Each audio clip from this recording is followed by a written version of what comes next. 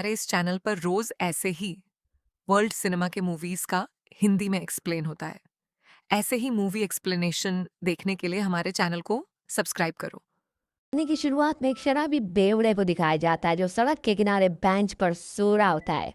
तभी उसके पास एक बच्चा आता है और उसे उठाते हुए कहता है कि "ये तुझे दिखता नहीं है क्या?" हैनकॉक जब ऊपर टीवी पर देखता है तो वहां पर न्यूज में उसे पता चलता है कि कुछ लोग एक गाड़ी को लेकर भाग रहे हैं। ये सब के सब क्रिमिनल्स हैं। हैनकॉक उस बच्चे को कहता है "ये चवन्नी चल निकल इधर से।" वो लड़का उसे एसहोल कहकर निकल जाता है।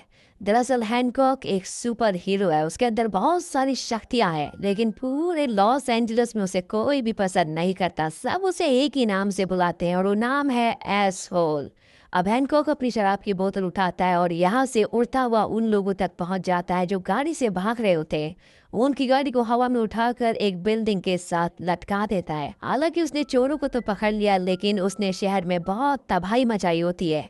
इसीलिए सब के सब लोग उसे उल्टा कहना शुरू कर देते हैं। हैनकॉक भी पूरा बदतमीज होता है, वो उनका सामना करता है, यानी कि उनके सवालों का वो उसी तरह से जवाब देता है जिस भाषा में वो लोग बात करते हैं। वहीं दूसरी तरफ शहर में एक रेलवे ट्रैक को दिखाया जाता है जहां पर रे नाम के एक आदमी की गाड़ी ट्रैक के बीचों बीच आ जाती है। उसकी गाड़ी के आगे भी गाड़ियां होती है और पीछे भी गाड़ियां होती है और इसी ट्रैक पर बड़ी तेजी से एक माल गाड़ी आ रही होती है। रे अपनी गाड़ी से उतरने की कोशिश करता है, लेकिन उसका लॉक अटक जाता है। वो चाहकर भी बाहर नहीं निकल पाता। रे को लगता है कि उसकी जिंदगी अब खत्म हो चुकी है, लेकिन तभी एंट्री होती है हैनकॉक की पूरी मालगाड़ी को रोक देता है। उसने मालगाड़ी को रोक तो दिया, लेकिन पीछे के जितने भी डिब्बे होते हैं वो सब के सब एक एक कर गिर जाते हैं। यहाँ पर जितने भी लोग होते हैं वो सब हैनकॉक को एक बार फिर से उल्टा सीधा कहना शुरू कर देते हैं। वो कहते हैं कि तुमने एक आदमी की जान बचाने के लिए पूरी की पूरी ट्रेन को पलट कर रख दिया, तुम एक पागल इंसान हो।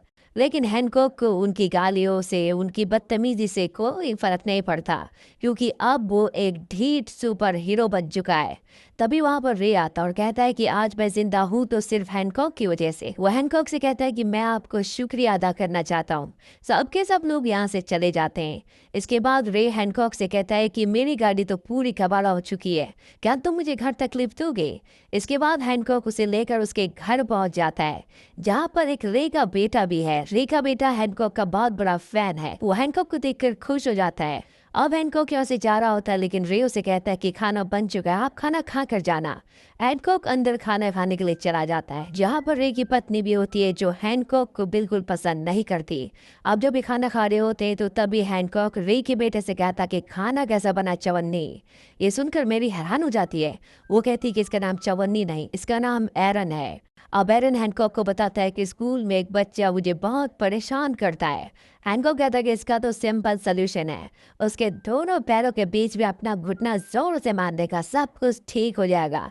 फिर भी ठीक नहीं होता तो उसे दो चार गाली देने का और कॉलर पकड़कर जमीन में गिराकर धून चटाने का। इसके बाद तो सवाल पैदा नहीं होता कि कभी वो तुझे दोबारा परेशान करे। मैरी कहती कि बच्चा आपने क्या सिखा रहे हैं। अब हैनकॉक खाना खाकर यहाँ से जा रहा होता है। रे जिसकी उसने जान बचाई है वो उसे कहता है कि मैं चाहता हूँ कि सब तुम्हारी इज्जत करे, सब तुम्हारी इम्पोर्टेंस को जाने। हालांकि हैनकॉक उस वक्त तो वहां से चला जाता है, लेकिन बाद में वो रे के पास दोबारा आता है और वो कहता है कि मुझे अपनी इज्जत बनाने के लिए क्या करना होगा। वो हैनकॉक को उसके सारे वीडियोस दिखाता है जिसमें उसने किसी न किसी की जान बचाई थी, लेकिन साथ ही उसने तबाही भी मचाई थी। अब यहाँ पर रे की पत्नी मेरी आ जाती है। वो जानबूझकर कहती है क्या तुमने टीवी पर न्यूज देखा? और जब ये न्यूज देखते हैं तो ये न्यूज हैनकॉक के बारे में ही होती है, जिसमें न्यूज रिपोर्टर चिल्ला चिल्ला कर कह रही होती है कि हैनकॉक पिछली 6 सुनवाई में कोर्ट में नहीं आया, कोई और होता तो उसे अरेस्ट कर लिया जाता। वो अपनी ताकत का गलत फायदा उठाता है, उसे तो जेल में डाल देना चाहिए। और तभी रे कहता है कि मिल गया आइडिया, लोग चाहते हैं कि तुम जेल में जाओ तो तुम जेल में चले जाओ, और जब उन्हें तुम्हारी जरूरत होगी तब वो तुम्हें अपने आप ही बाहर निकाल देंगे। हालांकि हैनकॉक को यह आइडिया बहुत अजीब लगता है, लेकिन वो रे की बात मान जाता है और जेल में चला जाता है, जहाँ पर जेल के सभी कैदी उसके दुश्मन हैं, क्योंकि सारे के सारे कैदी उसी की वजह से आज जेल में है। वो हैनकॉक से भिड़ने की कोशिश भी करते हैं, लेकिन हैनकॉक उन सबको सबक सिखाता है। एक के बाद एक कई दिन बीत जाते हैं और हैनकॉक को बाहर नहीं बुलाया जाता। वो अभी भी जेल में, हालांकि वो चाहे तो जेल तोड़कर निकल सकता है, लेकिन रे की बातों से वो आज भी जेल में होता है।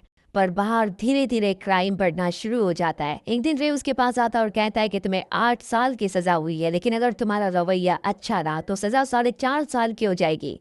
एन को कहता है कि मैं 4 मिनट भी यहाँ पर नहीं रुकूंगा। वो जेल का दरवाजा उखाड़ता और यहाँ से जाने लगता है, लेकिन रे उसे कहता है कि तुम कायरो की तरह यहाँ से नहीं जा सकते। मैं विश्वास दिलाता हूँ कि एक दिन तुम्हें बाहर जरूर बुलाया जाएगा।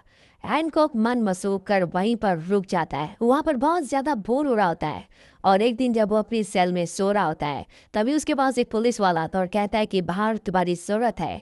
कुछ आतंकवादियों ने कुछ लोगों को बंदी बना दिया है। अब हैनकॉक अपने नाखूनों से अपनी दाढ़ी को छील डालता है और इसके बाद वो सूट पहनता है जो रे उसके लिए लाया होता है और उस जगह पहुंच जाता है जहां पर आतंकवादी है। वैसे तो छत फोड़ फोड़ कर निकलता था, लेकिन इस बार वो पहली बार एक इज्जतदार सुपर हीरो की तरह एंट्री करता है। वो पुलिस वाले के पास जाता है और उसे कहता है कि अच्छा काम कर रहे हो। दरअसल ये बात भी उसे रे ने सिखाई थी कि जब भी किसी पुलिस वाले को देखो तो कहना कि तुम अच्छा काम कर रहे हो। वो पुलिस वाला कहता है कि मुझे पता है कि मैं अच्छा काम कर रहा हूँ, हमारे एक साथी वहां पर फंस गई है, तुम उसे बचाकर यहाँ पर ले आओ। हैनकॉक उस फीमेल पुलिस ऑफिसर के पास पहुंच जाता है और उसे बचाकर वापस ले आता है जहां पर बहुत सारे पुलिस वाले होते हैं। और हैनकॉक एक एक करके सबको कहना शुरू करता है कि आप अच्छा काम कर रहे हो, आप भी अच्छा काम कर रहे हो। हालांकि वहां पर कोई भी कुछ काम नहीं कर रहा होता। इसके बाद वो एक और पुलिस वाले को कहता है कि आप अच्छा काम कर रहे हो। वो पुलिस वाला कहता है कि आप ये बात मुझे पहले बोल चुके हो। अब वही बिल्डिंग के अंदर दिखाया जाता है जहां पर 4 आतंकवादियों ने बहुत सारे लोगों को हॉस्टेज किया होता है, यानी कि बंदी बनाकर रखा होता है।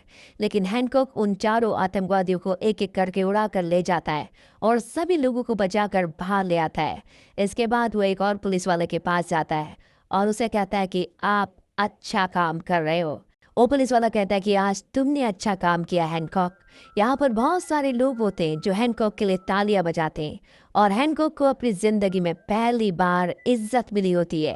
नहीं तो हमेशा छत फोड़ फोड़ कर निकल जाता था, इसीलिए कोई भी उससे इज्जत से बात नहीं करता था, सब उससे नफरत करते थे। पर उसके जेल में जाने के बाद लॉस एंजलिस शहर के लोगों को समझ में आ गया कि भले हैनकॉक नुकसान करता था, लेकिन उसी की वजह से पूरे शहर में क्राइम पूरी तरह से कंट्रोल था। अब रात को हैनकॉक रे और उसकी पत्नी मेरी के साथ डिनर पर जाता है जहाँ पर रे उसे कहता है कि तुम जरूर किसी दूसरे प्लेनेट से आए हो।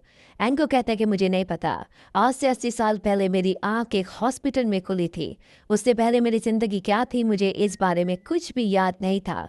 नर्स ने मेरे हाथ में सुई लगाने की कोशिश की लेकिन सुई पूरी तरह से टूट गई। हालांकि मैं बहुत जख्मी था, लेकिन 1 घंटे में मेरे सारे के सारे घाव पूरी तरह से भर गए।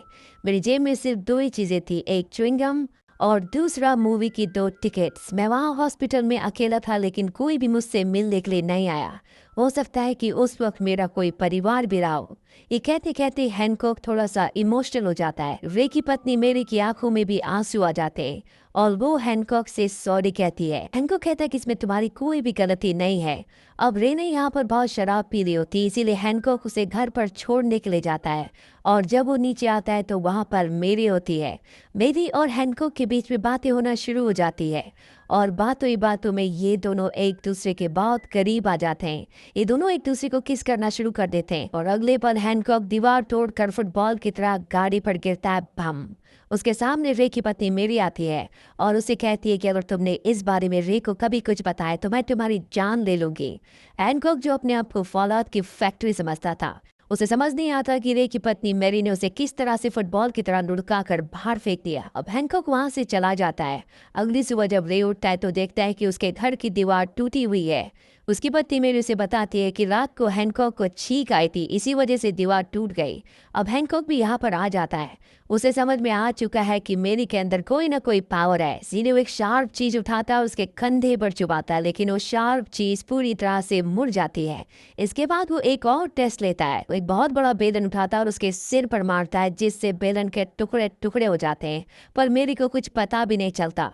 अब वो तो पेंच उठाता है और इससे पहले कि वो मेरी को मारता, मेरी पलट जाती है। वो कहती है कि तुम्हें क्या कर रहे हो। वो कहता है कि मैं समझ चुका हूँ कि तुम भी मेरी तरह फौलाद की फैक्ट्री हो, मैं तुमसे बात करना चाहता हूँ। मेरी कहती कि मैं तुमसे सिर्फ एक ही बार बात करूंगी और उसके बाद तुम मुझे और मेरे परिवार को छोड़कर हमेशा के लिए चले जाओगे। मैरी शाम को उससे मिलने जाती है। हैनकॉक उससे पूछता है कि हम लोग कौन है। मैरी उसे कहती है कुछ लोग हमें भगवान कहते हैं, कुछ फरिश्ते, और आज के लोग हमें कहते हैं सुपर हीरोज। हैनकॉक कहता है कि हम दोनों सेम है। मैरी कहती है कि हम दोनों सेम नहीं है, मुझ में तुमसे ज्यादा ताकत है। हैनकॉक उससे पूछता है क्या हमारे जैसे कुछ और भी हैं। वो कहती कि पहले थे लेकिन अब सब खत्म हो चुके हैं, सिर्फ हम दोनों ही बचे हैं। हैनकॉक उससे पूछता है कि हमारे बीच में क्या रिश्ता है। मैरी कहती है कि हम दोनों भाई बहन हैं। हैनकॉक कहता है ऐसा नहीं हो सकता, अगर हम भाई बहन होते तो कल रात को हमारे बीच में वो नहीं होता जो कल रात को हुआ था। मैरी कहती कि नहीं, हम दोनों भाई बहन ही हैं। हैनकॉक जानता है कि वो झूठ कह रही है, इसीलिए वो कहता है कि मुझे रे से बात करनी होगी, और वो वहां से उड़ जाता है। पर मेरी भी उसके पीछे उड़कर उस तक पहुंच जाती है। इन दोनों के बीच में एक घमासान फाइट होती है, लेकिन मेरी सच में हैनकॉक से ज्यादा ताकतवर होती है। वो उसका बंदर बना देती है। और जब शहर में दोनों लड़ रहे होते हैं तभी रे अपनी पत्नी मेरी को देख लेता है जो हवा में उड़ रही है। उसके अंदर वैसी ताकतें हैं जैसी हैनकॉक के अंदर है। और जब वो घर पर आती है तो रे पूछता है कि तुम कौन हो।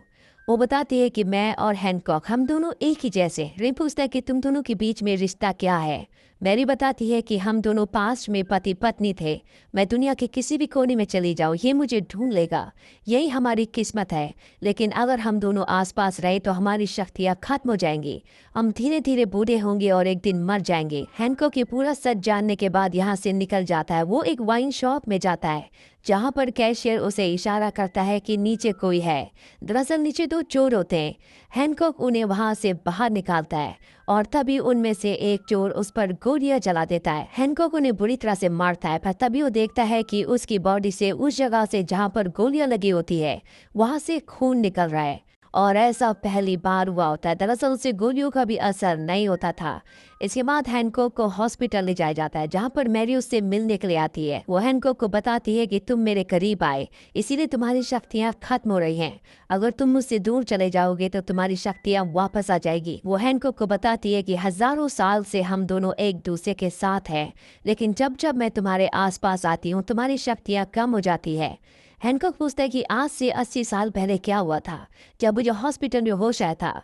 वो हैनकॉक को बताती है कि 80 साल पहले हम दोनों मियामी में रहते थे, हम दोनों एक साथ थे। एक दिन जब हम बीच पर थे तभी मियामी में दंगे हो गए। दरअसल उस दिन हमें मूवी देखने के लिए जाना था जिसके टिकट्स तुम लेकर आए थे, पर दंगे होने की वजह से हम वहाँ से निकल गए। रास्ते में कुछ लोगों ने तुम पर हमला कर दिया, तुम्हारे सिर पर गहरी चोट आई, और जब तुम्हें हॉस्पिटल में होश आया तो उस वक्त मैं तुम्हारे पास ही थी, पर तुमने मुझे नहीं पहचाना।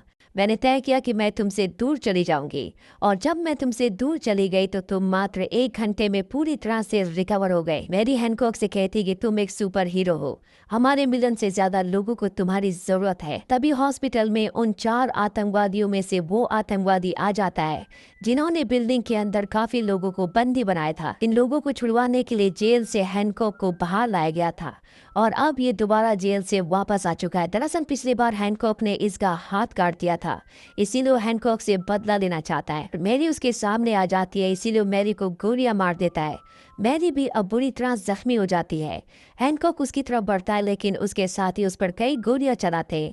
हैनकॉक एक एक करके सभी को मार देता है, और अब उसके सामने सिर्फ वही आतंकवादी होता है जो लगातार हैनकॉक पर गोलियां चलाता है। हैनकॉक गोलियां लगने की वजह से बहुत ज्यादा जख्मी हो जाता है, वहीं पर गिर जाता है, और तभी वो आतंकवादी आता और उसके सिर पर गन तान देता है और कहता है कि मरने के बाद तुम जिस भी दुनिया में जाओगे हमेशा मुझे याद रखना। पर इससे पहले कि वो हैनकॉक को गोली मारता, रे पीछे से आकर उसका दूसरा हाथ भी काट देता है। वहीं हॉस्पिटल के अंदर मैरी को दिखाया जाता है जिसकी दिल की धड़कन पूरी तरह से रुक चुकी होती है। डॉक्टर उसे शॉक देकर उसकी धड़कन को वापस लाने की कोशिश कर रहे होते हैं। यहाँ हैनकॉक भी बहुत बुरी तरह जख्मी है। वो किसी तरह से धीरे धीरे उठकर खिड़की से नीचे कूद जाता है, और जैसे वो मैरी से थोड़ा सा दूर जाता है मैरी की दिल की धड़कन वापस आ जाती है। इसके बाद हैनकॉक एक छलांग लगाता है, लेकिन उसके पास शक्तियाँ नहीं है, वो उड़ नहीं सकता, इसीलिए वो गिर जाता है। पर धीरे धीरे वो जैसे जैसे मैरी से दूर जाता है उसकी शक्तियाँ वापस आने लगती है, वो पूरी तरह से रिकवर हो जाता है। वहाँ मैरी भी पूरी तरह से ठीक हो जाती है, और अब हैनकॉक एक बहुत ऊंची छलांग लगाता है और इसी छलांग के साथ वो पहुंच जाता है चांद पर। हैनकॉक ये फैसला कर लेता है कि वो मैरी की दुनिया से हमेशा के लिए दूर हो जाएगा। मैरी अब पूरी तरह से ठीक हो चुकी है और रे के साथ बहुत खुश है। वही हैनकॉक भी चांद से वापस धरती पर आ जाता है। अब वो एक इज्जतदार सुपर हीरो बन चुका है। वो तय कर लेता है कि वो मैरी के पास कभी नहीं जाएगा, क्योंकि अगर उसने ऐसा किया तो उसकी और मैरी की दोनों की शक्तियां खत्म हो जाएंगी। दरअसल इन दोनों को एक तरह का श्राप है कि जब भी ये एक दूसरे के साथ रहेंगे, एक दूसरे के करीब आएंगे, तो ये आम इंसान बन जाएंगे। इसी के साथ ये फिल्म, ये कहानी यहीं पर खत्म हो जाती है। ये फिल्म ईयर 2001 में रिलीज हुई थी। IMDb पर इसकी रेटिंग है 6.4। इस मूवी का बजट था $150 मिलियन और बॉक्स ऑफिस पर इसने कमाई की थी $629.4 मिलियन की। उम्मीद करते हैं कि ये सुपर हीरो कहानी आपको पसंद आई होगी।